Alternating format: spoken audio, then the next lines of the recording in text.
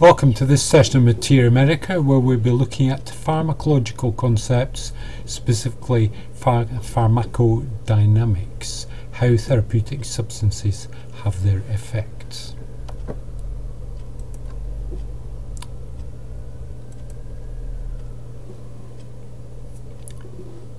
In this session we'll be looking at the receptor theory, agonists and antagonists, dose response and the therapeutic window, and pharmacodynamic mechanisms.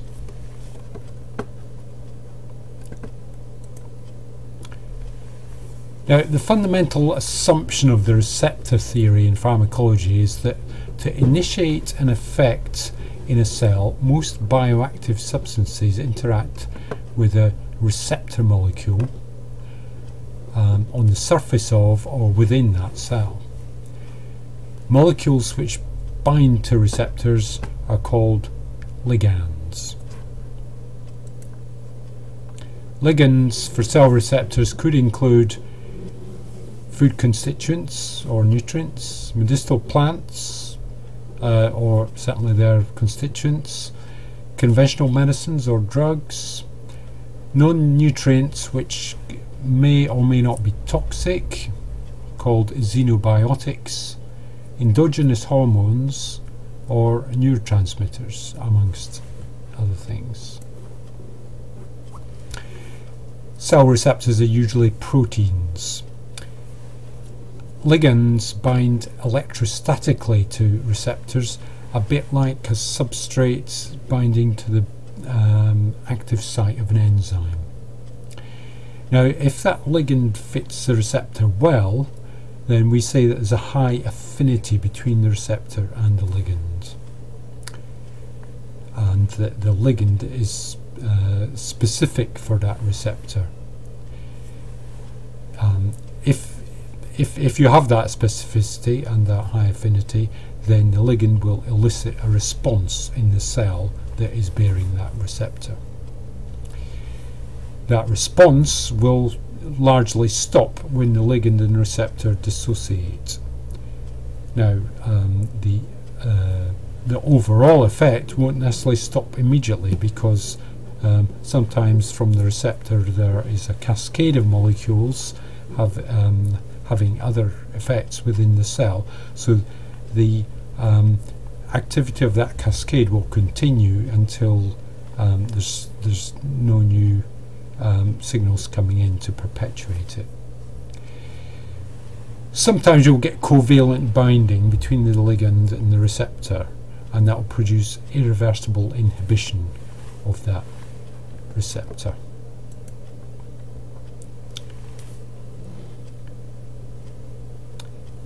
So this, the receptor theory states that the cell response to drugs or herb constituents depends on the degree of depends on the ligand receptor attachment. So the degree of the response will depend on that attachment, and three factors are important: that the affinity between the relative affinity between the ligand and the receptor density, so how many receptors a cell is expressing, and the concentration of the ligand, how many of the those binding substances there are around in the environment outside the cell.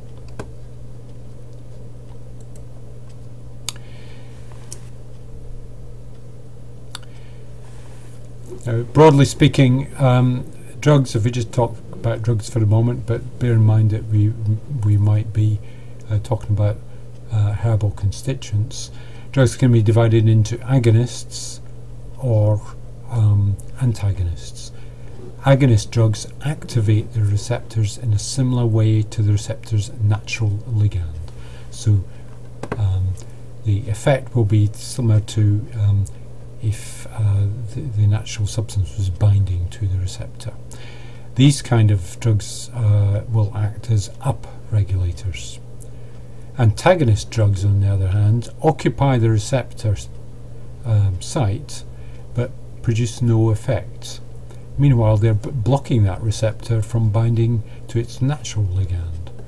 So these then act as downregulators because they're reducing the natural response of the receptor. We can take as an example of a receptor the acetylcholine receptor on the muscle motor end plate. So here's a motor end plate, here's a neuron innervating it. Acetylcholine is secreted across this synaptic space and binds with receptors on the postsynaptic membrane, which happens to be the muscle cell membrane. So these acetylcholine receptors have as their natural ligand acetylcholine, and the natural action of acetylcholine in this particular case is to trigger muscle contraction. Now if you look at an acetylcholine agonist or a cholinergic substance, we could take as an example of that nicotine. Here's a diagram of it. Nicotine, amongst other things, can cause overreaction of muscle, known as fasciculation, or like a kind of twitching. We could also, with the acetylcholine receptor, apply an acetylcholine antagonist, so an anticholinergic drug or substance. So examples of this include curare and atropine, both of which produce different degrees of muscle paralysis.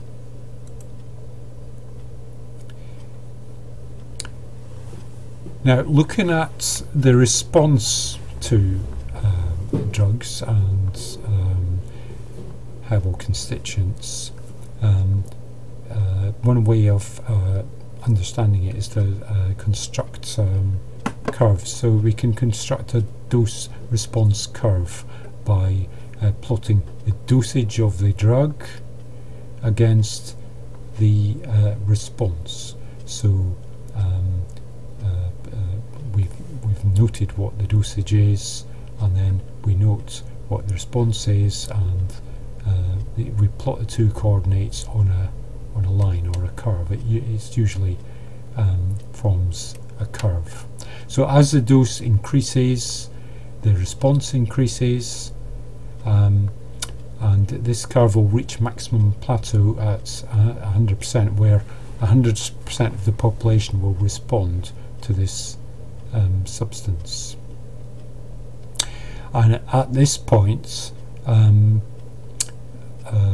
each individual subject, all the receptors for that ligand are saturated with it. Now, in pharmacological terms, a drug can have a desired effect, i.e. a therapeutic effect, or it can have undesired effects. It can have toxic effects or even lethal effects. So let's see, the dose of the drug which is effective in 50% of the population is called the ED50, the effective dose 50.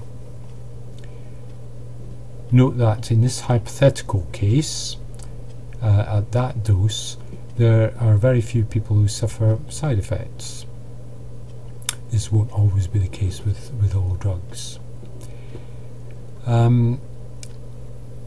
However, also in this example, as we approach this maximum effectiveness, so in the higher doses of the drug, we start to see more than 50% of the people taking the drug are having toxic effects.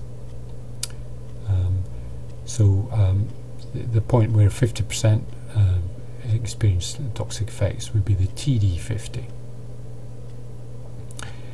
At even higher doses, then we start to see deaths,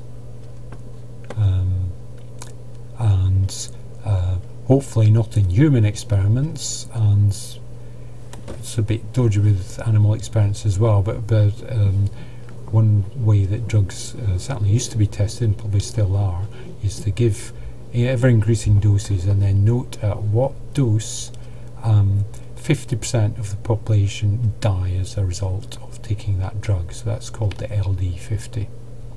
And hopefully your LD50 will be well above the maximum effective dose. So in this example, if you give doses higher than what is required to get 100% effectiveness, then you will start to see some deaths. So there's no advantage to giving higher doses than required of the drug. So this dosage range between giving an effective dose and starting to get serious side effects is called the therapeutic window, or the therapeutic index.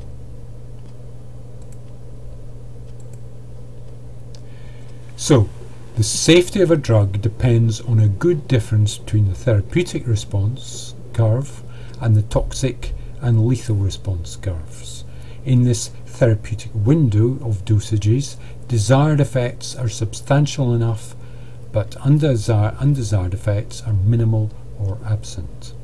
Now, if you have a narrow therapeutic window, this means that for the drug to be effective, a dose must be given which is close to the dose that produces unacceptably high undesired effects.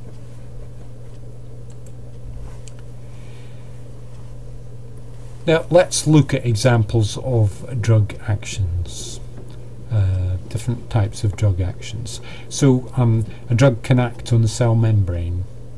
For example, it might block ion transport sites like the calcium channel blocker nifedipine, which reduces the force of muscle contraction in the heart.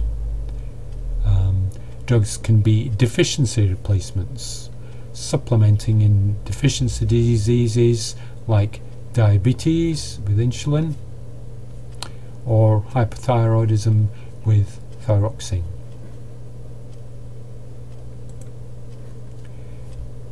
Drugs may be enzyme inhibitors. They're antagonists which block the enzyme active site, interfering with the activity, and examples of this would include the non-steroidal anti-inflammatory drugs, which inhibit an enzyme called cyclooxygenase and therefore reduce the production of pro-inflammatory prostaglandin. Some of the plant flavonoids and phenolic acids also inhibit this enzyme.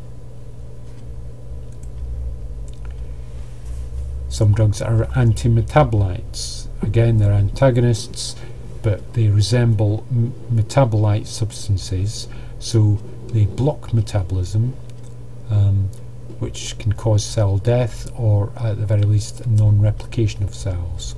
So an example would be methotrexate, especially when it's been used as an anti-cancer drug.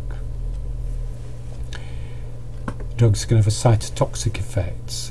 The idea is that they kill bacteria or malignant cells, hopefully not killing host cells as well, but this is rarely wholly achieved, mainly because cytotoxic drugs usually target rapidly dividing cells, and certain cells in the body will be rapidly dividing whether they're cancerous or not. An example of a cytotoxic component in a herb would be the lignans from Thuja occidentalis. So there you have it, a brief introduction to pharmacodynamics. Look out for the next session, which will be on pharmacokinetics.